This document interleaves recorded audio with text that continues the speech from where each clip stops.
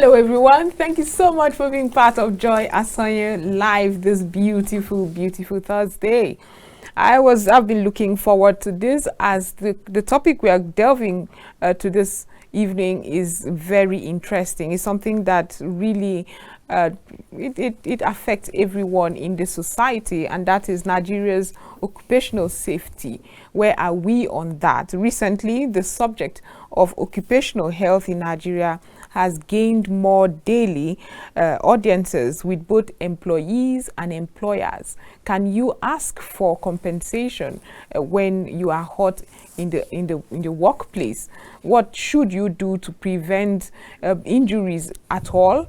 Well, the study of occupational health or occupational safety is broad, as it covers several, you say, mental, physical, social well-being of people at work, including issues of stress prevention. I know a lot of you who are watching us right now would be smiling. Are we in the West, or this is Nigeria, where such things are not put into consideration? My guest, he is the safety minister. The safety minister who is my guest, Dr. Emmanuel Uwalaka, the regional administrator, Occupational Safety and Health Association, that's OSH Association, is right here to give us, to put everything into perspective. It's so wonderful to have you join us. Thank you so much. I'm very glad being here today. Yes. Thank you. Having said that, we'll go for a short break, and then when we return, we'll delve into the issue at hand. Stay with us. This is still Joyasonyelive.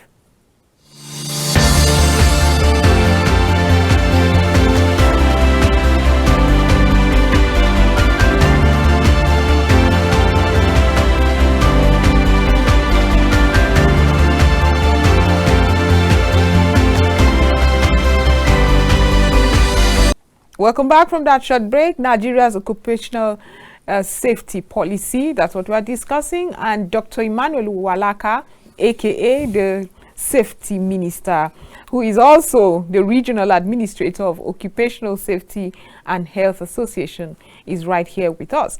Let's start from the basics, Doctor.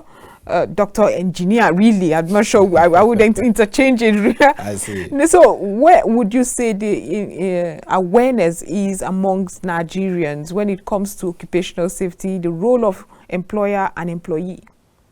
Yeah, thank you so much. I think from the areas of our discussion today, looking at Nigerians' occupational safety policy and looking at where we are today in Nigeria in terms of awareness is really quite interesting to know that the issues of health and safety is improving in the country today, because, you know, before now, Africa are very far from the realities when it comes to health and safety.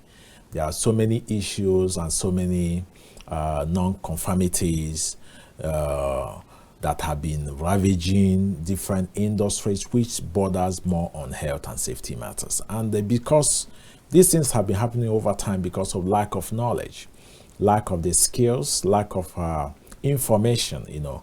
But currently, as I speak, Nigeria is beginning to appreciate the importance of safety knowledge and skills in the workplace. They are beginning to look into putting the technical framework, look into putting the technical measures in place to ensure Nigerians' workforce are being safe at work and also have a better well-being at work.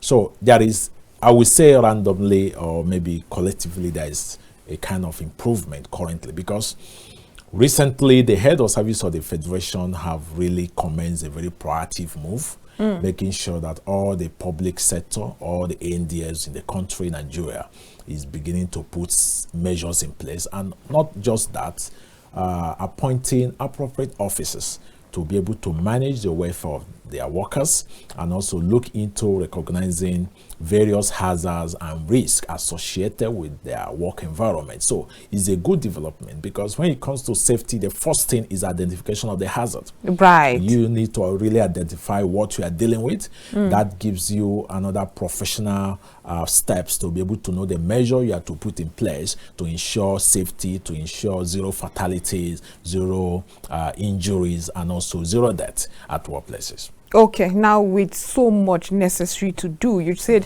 the first step is to identify, but when you look at the Nigerian work setting, let's talk about the occupational hazards now. You would agree with me that very little attention is paid into safety of the people.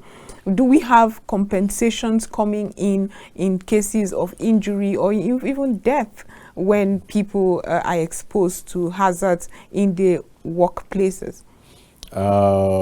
In areas of compensation, is something that is very, very critical, and is also something that have to do with having necessary laws in place. But currently, there are so many policies in place to safeguard the lives of Nigerian workers, to safeguard the lives of employees in various industries and also in various workplaces. But the point of compensation, I wouldn't say there is a very proactive system or maybe policy in place, because we are still yet to mature to the realities, which is having the urge bill still in the National Assembly to be passed, which will give birth to a strong instrument that will help to, gain necessary compensation where a worker is dead, or where a worker is found dead, or where a fatal injury is caused, things of that nature. So there is no yet strong instrument to address that, but there is a development, and there is a process still in motion, to get that things, especially with this new government, I believe those are going to be addressed. But the policies are in place to ensure that workers, employees do their own part, because there are employees' parts and there are employers' parts. Exactly. So everybody have roles to play when it comes to safety. Safety is not only solely made for employers. Even when the employers have provided resources, have provided trainings and information, the compliance and also the doing have to be left with employees to comply for you to be able to have a safer workplace. So, and also in my own view, when you're talking of compensation, if you are to live a very restless life, or maybe taking some unmeasured movements that have granted or maybe have bring some kind of injuries, fatalities, or death, I wouldn't say that looking for compensation would be the best idea for anybody to start thinking about, because when it comes to safety, some of the errors or some of the fatalities, you may not be out of it. So it's the living that looks for benefits. Exactly. So, and in some cases where you are trying to say, okay, you have to move into this field, or you have to do this, have to do that, without considering your safety first and making sure that you are secured and you follow due process and safety protocols and safety measures for every assigned task, then you are jeopardizing the whole system. And if any accident should happen and you are not out of it, in some cases, even your family can claim the compensation. Exactly. So, as a safety professional and as an expert, we always advocate, we always advise, like my institution do, Operational Safety and Health Association. One of our major targets is to carry out this awareness to all Nigerians. Let them understand that safety cannot be overemphasized when it comes to day-to-day activities, when it comes to decision making, because safety has to do with decision making. Once wrong steps you take can land you into a very serious fatality. You see, so moving with the right senses of making sure you fight towards prevention is the right idea for anybody. Do you understand? Yeah. Because when you are just trying to do your things anyhow, and you now have to have one or two incidents, and that is very critical, compensation shouldn't be, what any individual at all should be thinking about. You should be thinking prevention, zero incident. Exactly. Safety first. When we say safety first in the Western world, is a reality. It is. They are not just trying to write slogans or try to just, put it on a paper. They are trying to practice it. Every individual at the workplace practice with best practices, safety best practices, making sure they are following the right steps, the right equipment, with the right people working, making sure that at the end of the day, no fatality at all. The workplace. Yes. Okay, let's move a little away from occupational hazards. Recently, the Federal Road Safety Commission recently disclosed that 1,349 people were killed in road accidents between January 2023 and April 12, 2023. Exactly. That is people who were killed. I'm not talking about people who were injured, people who were just involved. People who were killed was as much as 1,349 within January and April. So have we done enough in Nigeria cascading this OSH information down to the auto sector? Okay, I'm a bit laughing because you know that we are not yet very accurate with information. With data. With data. Exactly. So when you these say are just the reported cases. Exactly. And it's still very alarming. And I can assure you that non-reported cases is higher than the reported cases. Wow. Exactly. Because every day you see so many incidents happening, so many crashes happening, so many accidents, or whether it's tricycles, the bike people, the motorists, and accidents are happening every moment. So when you check it by each state, by each local government, by each cities, you find out that the reality is very clear, because the number of measures in place to be able to capture incidents on our roads is very minimal, and we cannot say that we are going to work with such data, because yes, that is reported cases, as you said, but more far than that is happening. Even in some cases I have seen in the city of Abuja, where you see very critical fatal accident happening at 11 p.m. Yeah. 12 Meaning there was no traffic. Nobody to even report to, because from there you move to hospitals, and from hospital nobody gets to know what really happened. The government don't get to know what really happened. In the developed countries, there is a system in place to report incidents. If in the cities anything should happen, first there is a database to be able to, all hospitals established in the country have a central database to report such cases, and for it to enter the government database to give you accurate information. That is the way it's done in the developed countries. What is wrong with our data? Not to digress, but it's really important to address this. How can we harmonize our data? How can we get it right? I keep reminding everybody that when it comes to the private sector, they seem to know how to get data. But whenever it comes to government, what would it take for the police, the Federal Road Safety Commission, hospitals to have a harmonized data as to who was involved in what, and how terrible or fatal was this? What was the investigation eventually? So that I could just say that this person had an accident some time ago. In cases where, like OSH, maybe your policy would be robust if you have this data. But why is it so difficult in Nigeria? Because it's very difficult, because there is no yet very proactive policies, and also drivers of those policies making sure that it's being implemented. Because sometimes we have very fantastic policies, but implementation is a problem.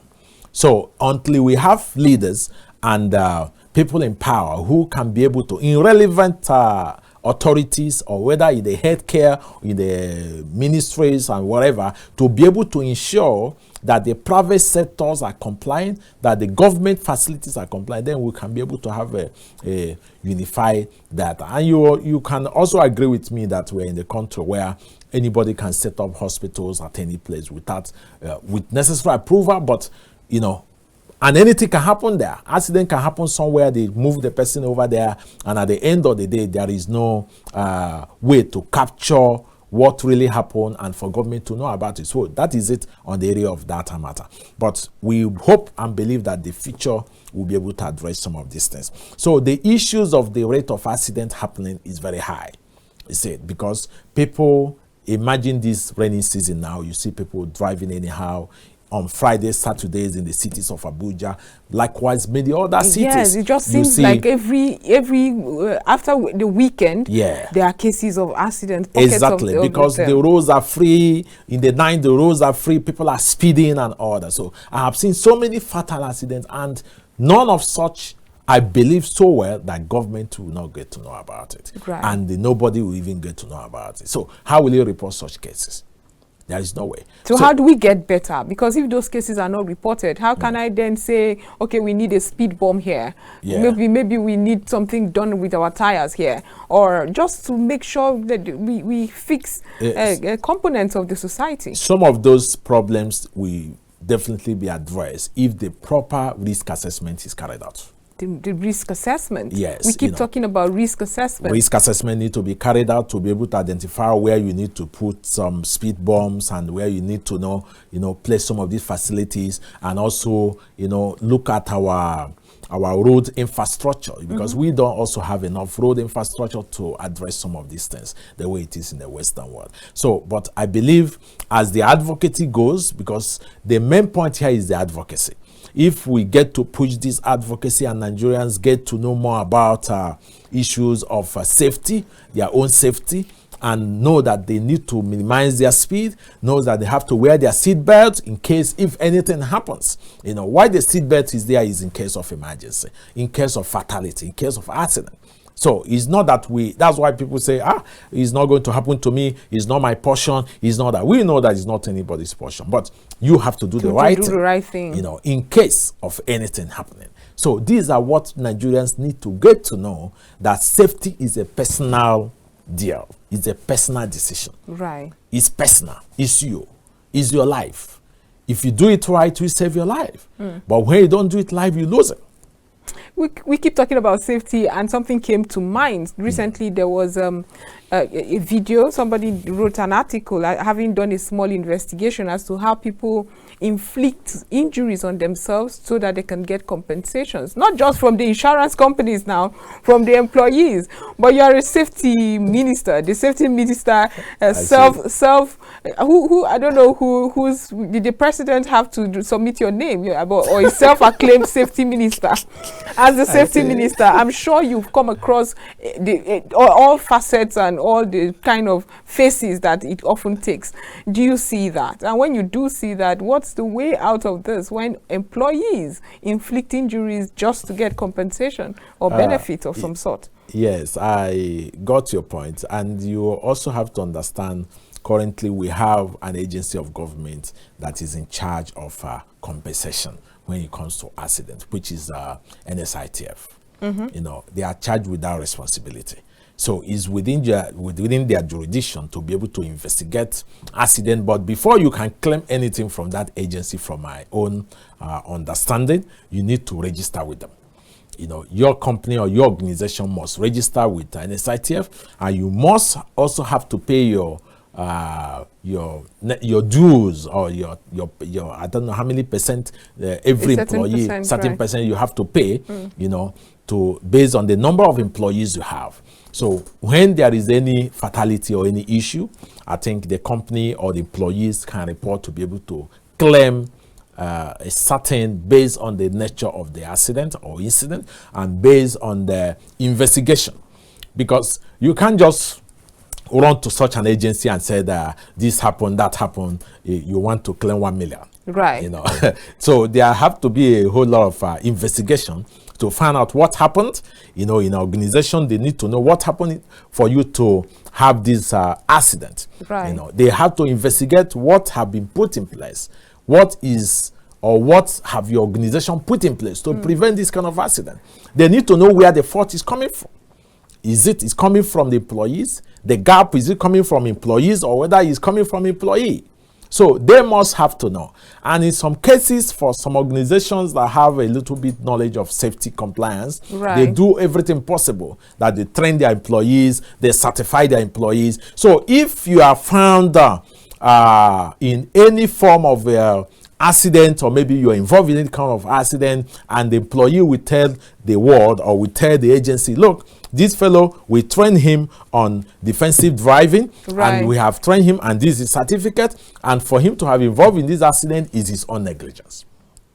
So it becomes more serious, because at that point, the company or the firm will want to withdraw from any further compensation or any further issue that have to, you know, drag them into unnecessary charges and things of that nature. Now, in the case where employees don't provide necessary resources of safety information and order to make sure that you are safeguarded in such a critical task, then the company is also liable. They have to pay so many kind of compensation. They have to handle the hospital bills. They have to, you know, pay a lot of fine where necessary.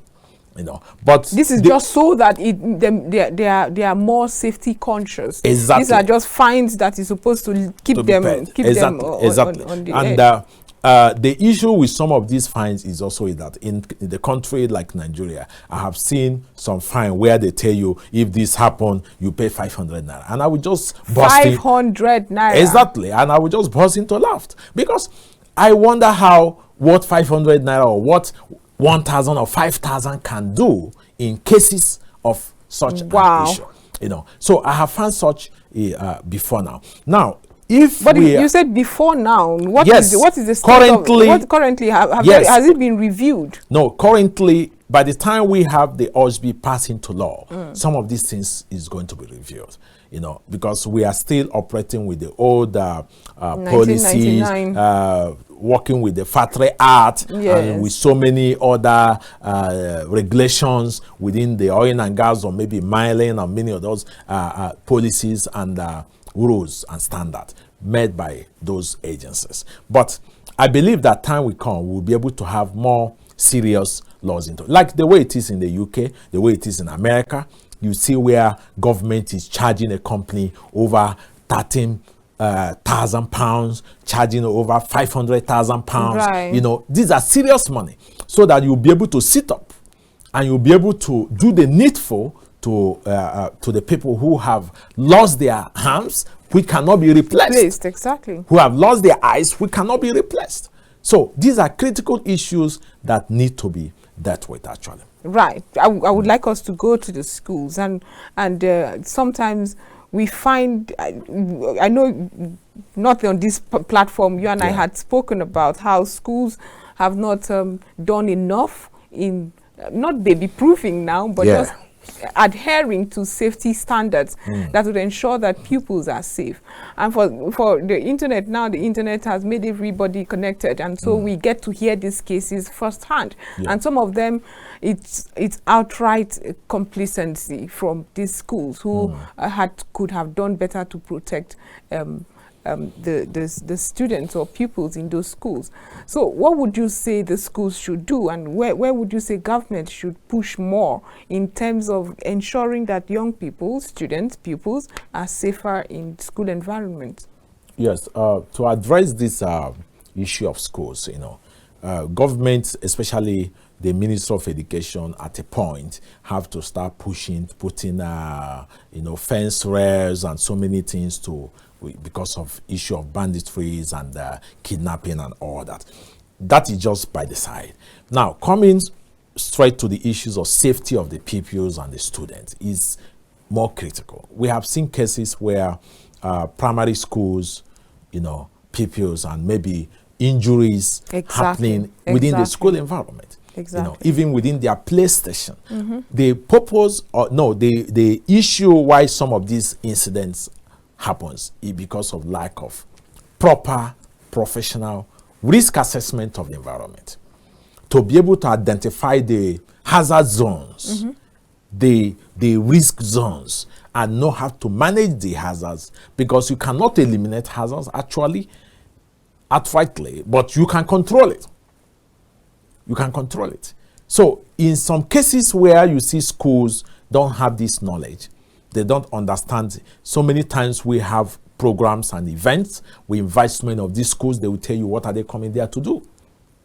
They don't even understand the reasons don't why they understand what we are should talking about. be updated with safety information, because they feel that the school environment is so safe and is so free from equipment, from any kind of technical issues. But there are a whole lot of safety issues within the school environments. Talking about where you put pupils, I have been to some schools where you see within the age of 5 years, 3 years, you are seeing sockets at the reach of the hands of those little children.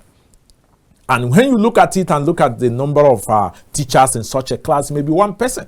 How can one person control over 30 pupils in a class? So you may not know what somebody is doing out there or what somebody is doing over there. So, and also even their playground, to be able to carry out risk assessment, to know what is the appropriate kind of equipment, the kind of environment made for this kind of people. You know, these things are not in place because there have not been policies in place to address that. In the Western world, you know, you see some of these things even at a level of making sure that the classrooms, the number of people that, based on the number of teachers in such class, need to be considered. Exactly. Because part of safety issues. You are talking of people who don't have much knowledge. Only they are fighting, they can take pen and just chuck it to somebody's eyes. That's if they do not have enough hands to be able to care and to be able to watch over them. So these are part of safety. Do parents, I mean, we are still getting to homes. We're just taking it in bits. But do you think parents are aware of these things when they pick schools for their wards? You know, that is actually a little bit also far from the truth, because you see some of these incidents happen in schools. You know, teachers will just tell you, your child got involved in this, he got involved, they have taken him to hospital, they are taking her to hospital, sorry. And it will just go that way. And trust Nigerians, we live and for God. But it can't happen in the developed country, because that school will pay through their nose. I am leaving my child in your safety, and so I expect anything happens, even just an inch crash, not just even serious, just a crash, not from home, from this school, you pay with your nose. So that is because the institutions involved, the agencies of governments involved have put policies in place to say, in this classroom, this is the number of people that must be in such a classroom. This is the qualification of the kind of, the teacher that need to oversee this class of people, which requires more care, more detail to ensure their safety. You see, so these are issues. Now, you come to issues of events within the school, even inter-house sports and all that. They don't consider safety. Safeties are not put in place. So, Dr. Walaka, it's time to go for a break. I mean, I'm having such a good time that we've gone half hour into the program, but we'll go for a short break, take a breather, and return to discuss more. Remember, we're talking about occupational safety and health. How can you ensure that you are keeping your environment safe? We'll be right back after this short break.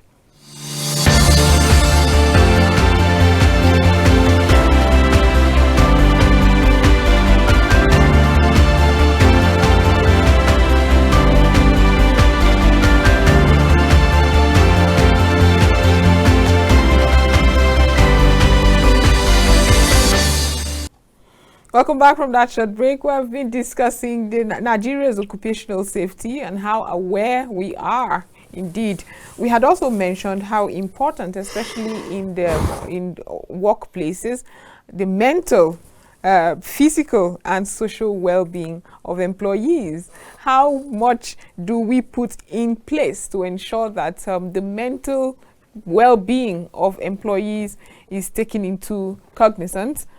Dr. Emmanuel Uwalaka, aka Safety Minister, I often call him self-acclaimed Safety Minister because we're hearing names sent to the Senate. Yeah. I didn't see yours as the Safety Minister. So you, self-acclaimed Safety Minister, the Safety Minister. The gospel of safety. Yes, the gospel of safety. So exactly. The Safety Minister is right here with us on Joyasonyelive today. He's the Regional Administrator at Occupational Safety and Health Association.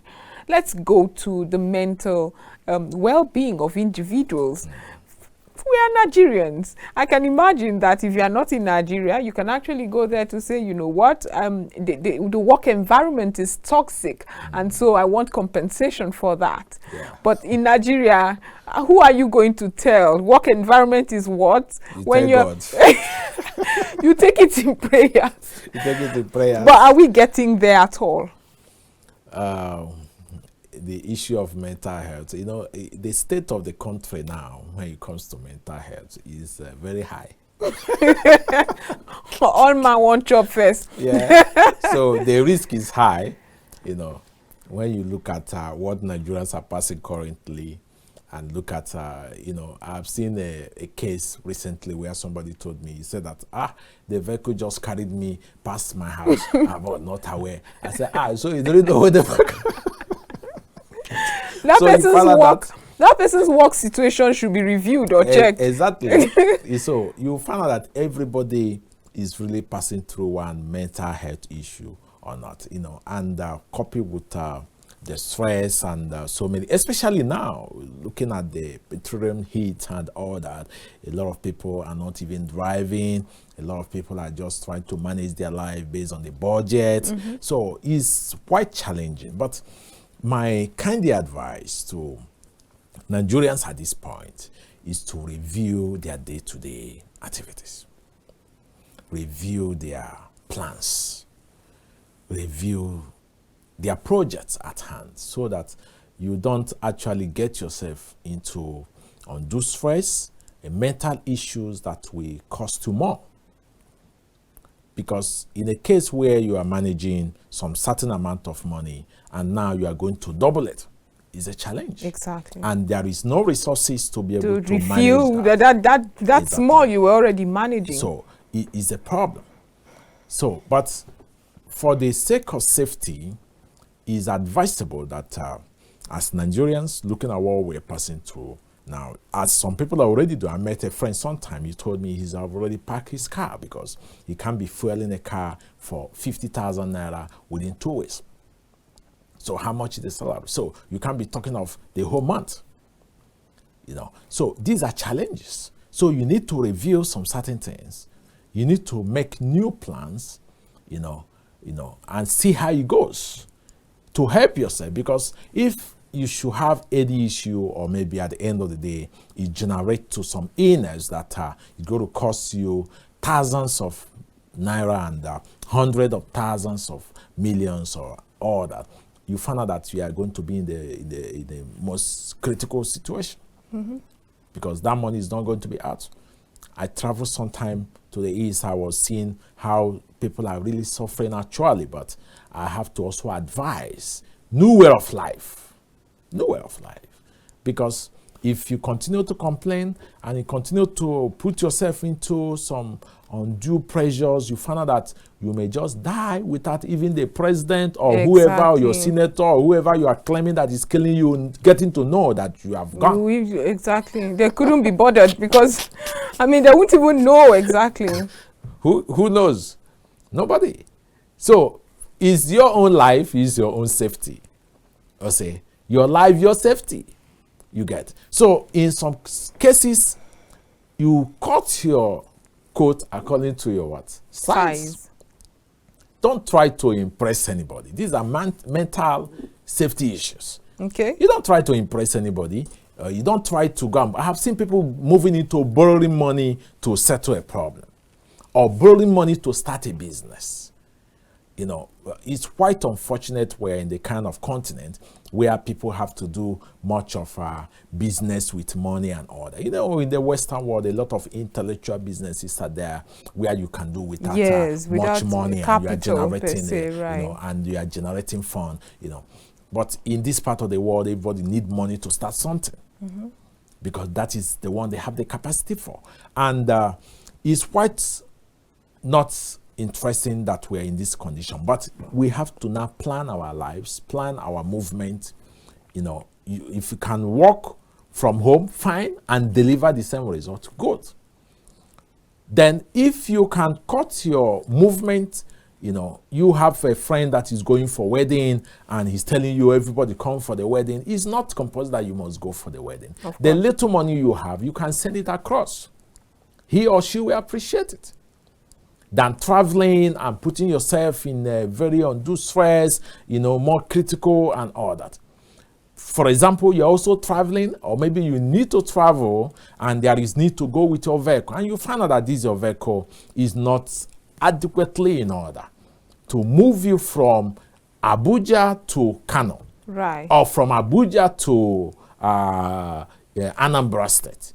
So, for your own safety, you just have to take public transport and manage yourself from stress of the car breaking down on the way.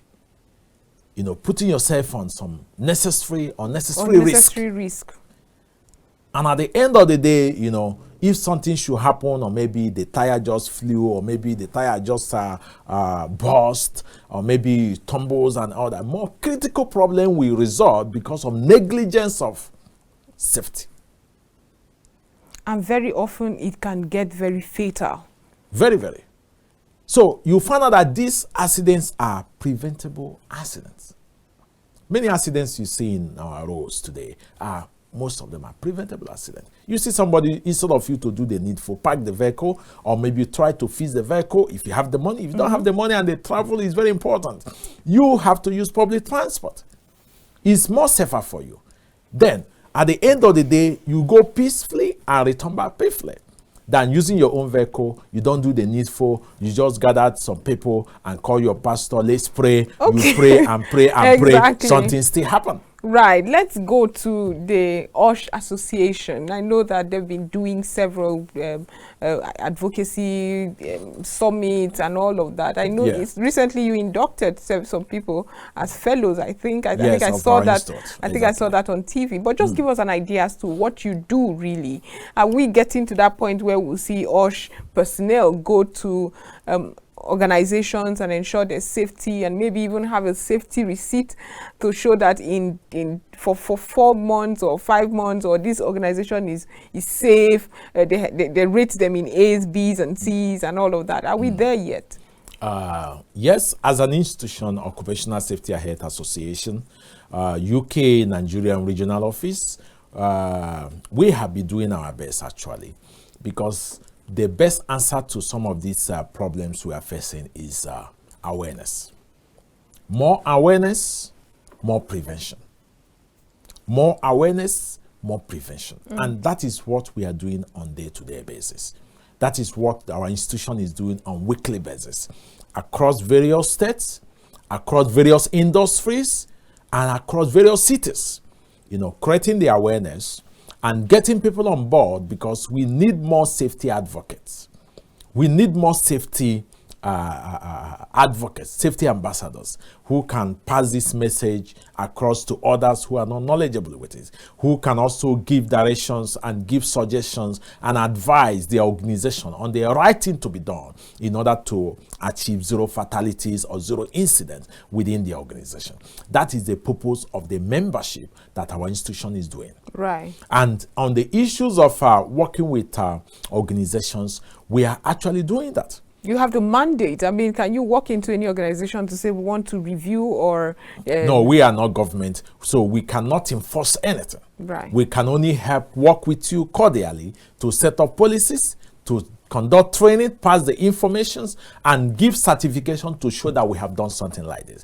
Which authorities can come, you show and say, yes, you have done something of this nature. Okay, that is good, and you are trained by this professional body. We are not a company, we're a professional body, just like churches. So whether people come, people don't come, we have to still do the advocacy. We have to do the awareness. We have done so many trainings and free workshops, virtual, physical, for both government agencies, both private organizations, both during the World Safety Day, both during various occasions. We keep doing that till tomorrow. We keep doing that. Because even in cases where such organizations don't have money to train their employees, we still offer free workshops. Oh, really? Yes, we still offer free workshops. I can apply for... Of course, wow. Because we value lives. We are not doing business. We value lives. Lives first. Lives first. Just like what the churches and the mosques are doing. They are taking it spiritual. They You have are- to you are cancel. taking it safety They have wise. to, no, physically wise, safety is the answer. Right. He said. So we do everything needful to make sure that we pass the message to millions of Nigerians. Because as I speak to you now, we don't have an agency handling this kind of cases and have so many officers like police to go and police you and say, what do you want to do today? And how do you want to do it? You have to explain. Because that is the safety. Safety have to do with decision. If you take the wrong decision of going home this evening, you may get into trouble. Right. But if you take the right decision, you go home safely. That is safety. That is in every work environment, in every operation, we have what we call self-operating procedures. The subs for every what for you for technician as a mechanic is different procedure for somebody who is also doing a welding. Different procedures. So you have to understand the safety procedures associated with your work environment. Even you are sitting in the office using your computer, you have to understand that your safety can generate a lot of ergonomic hazards which have to do with the sitting position, the kind of chair you're sitting, your sitting position, how long you are sitting on that desk, and how, these are ergonomic issues that have to do with the workstation. So you must understand. People don't have information. People don't really understand some of these things we are talking about. So the only thing that we answer is awareness, advocacy. That is why we are working in every organization. We want to make sure we pass the message. We want to make sure we pass the message, and I'm very happy that our institution is working closely with so many NDS and so many organizations to be able to do this. And not only that, in 2020, the Honorable Minister of Health, the former Honorable Minister of Health, and so many other former ministers, they were in our conference to launch National Safety Advocacy Project.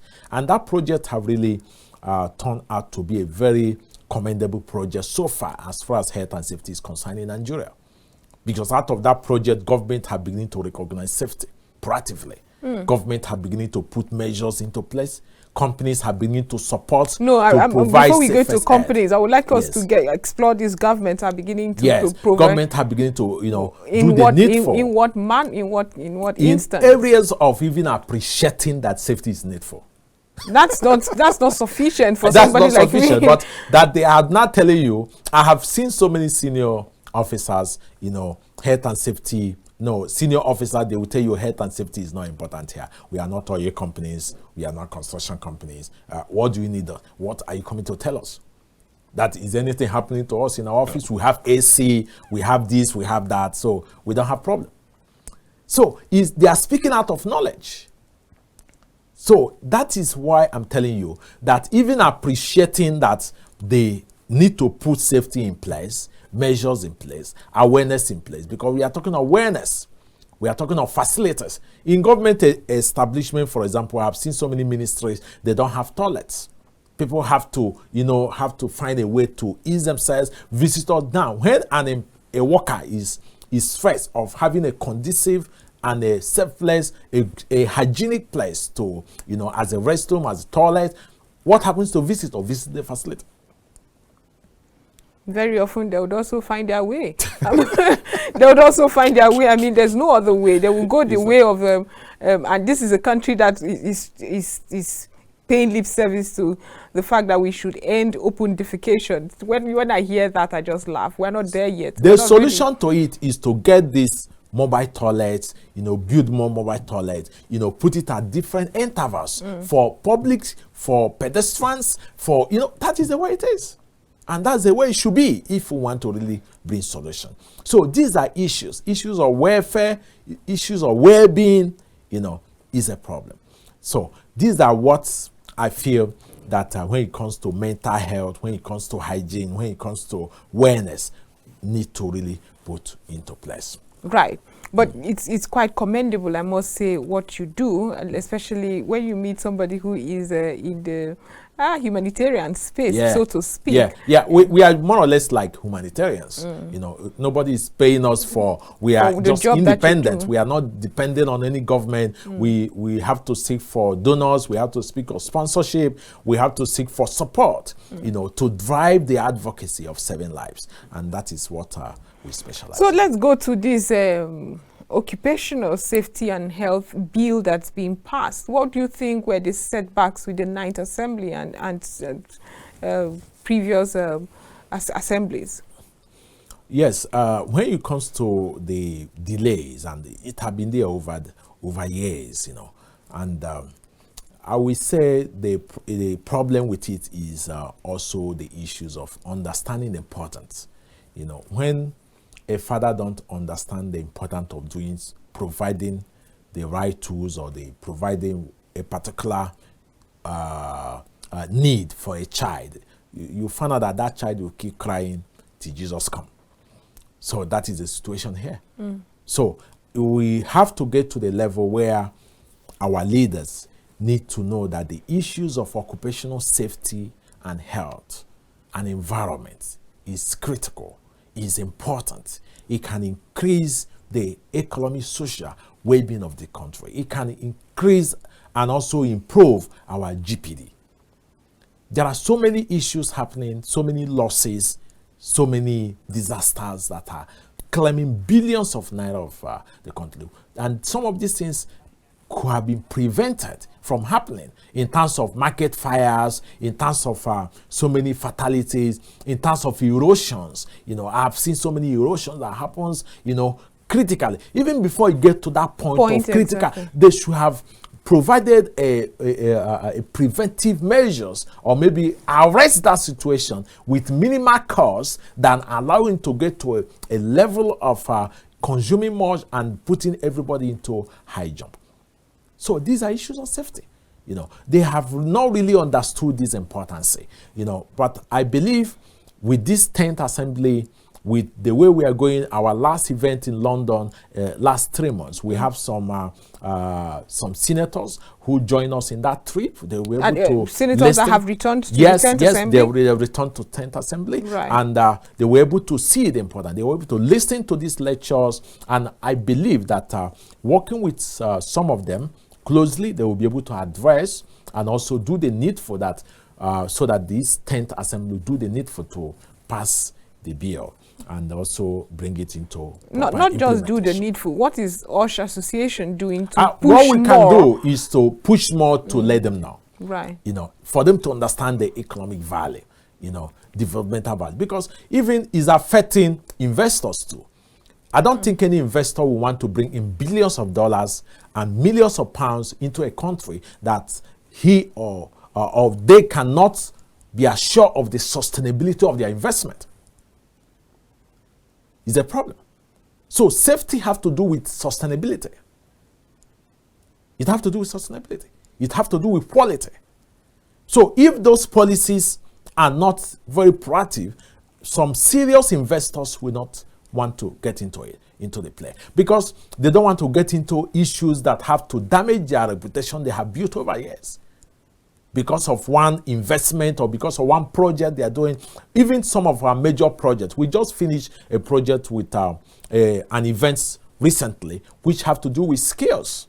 Okay. Health and safety is part of skills. Of course. And in some serious organizations, when you don't have these skills certified with proof that you have been trained, have this knowledge of health and safety, you cannot be employed into such an organization. You cannot be involved in such a project. That is what's happening in, I saw it in the news, I don't know if you saw it. The Dangote refinery, over 11,000 workforce was imported from India. Yes, I saw that too. Fantastic. So go and seek or go and look closely. You find out that part of their requirements or part of why they did such is because most of the Nigerians, or a lot of Nigerian engineers, don't have the safety certification to show that they can deliver their job safely. Wow. And some of these multinationals don't want to gamble into such high risk of recruiting or bringing engineers or bringing technicians or people who don't have the skills to deliver their job safely. And they just employ them because they want to obey the local content laws. And at the end of the day, they enter into serious international litigation, international issue, reputational issues. So they have to bring in their own people that they have trained, that are engineers, that also have the required health and safety certification to do that job safely. But that's not a good excuse. I mean, if you are very serious about obeying local content laws, you should do your bit in trying to get these people certified and trained. Sure, that is what some serious agencies of government are doing. That's in the moral side. That's in the moral side. Yeah, right. Yeah, they are trying to do that now, and that is the area we are also pushing. Because we also handle the issues of trainings and certification, which as an institution, we are also working closely with international team and also some local institutions to make sure we put this into curriculums, into universities, polytechnics, so that as they are graduating out, they are having a separate designated certification to show that they can deliver their job safely. They can do as a public health, as a nursing, as a civil engineer, as a petroleum engineer. Above all, safely. Yeah, they can do their job safely. So these are the issues that have to do with labor, safety labors and things of that nature. Dr. Emmanuel Uwalaka, that's Thank the you. Safety Minister. Thank you. I must thank you for the work that you do and the passion you speak about what you do. It's very electrifying. But we have come to the end of the program as we have time is no longer our friend. But I have learned so much from having you be part of the program. Thank you. This is where we draw the curtains on Joyasonyelive. We've been discussing with Dr. Emmanuel Uwalaka, aka the Safety Minister. He's the Regional Administrator of the Occupational Safety and Health Association. Again, I thank you. Thank you. Thank you. Okay, do have a wonderful evening and enjoy the weekend as it approaches.